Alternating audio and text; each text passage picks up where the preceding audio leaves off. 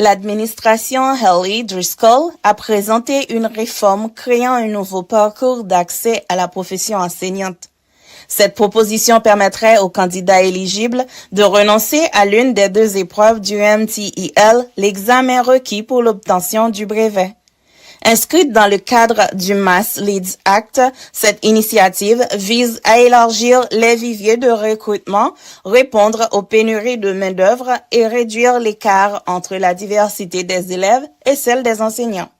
Le nouveau parcours autoriserait la dispense d'une épreuve pour les candidats pouvant justifier une certification obtenue dans un autre État, un portfolio documentant des compétences professionnelles, un master ou doctorat dans un domaine pertinent, un programme de formation des enseignants accrédités, 2 années d'expérience de terrain en milieu scolaire.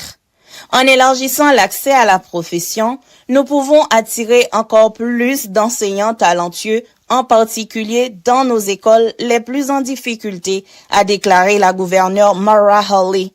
Sa lieutenant Kim Driscoll a souligné la nécessité de diversifier les modes d'évaluation pour reconnaître les expériences variées des futurs enseignants. Un enjeu central de cette réforme est l'équité et la représentation à l'école. Alors que plus de 45% des élèves des écoles publiques du Massachusetts sont des personnes de couleur, seulement 10% du corps enseignant appartient à des groupes minoritaires. Le Board of Elementary and Secondary Education a voté pour soumettre la proposition à une consultation publique jusqu'au 20 janvier. Cette initiative s'ajoute à d'autres réformes engagées par l'administration Haley Driscoll.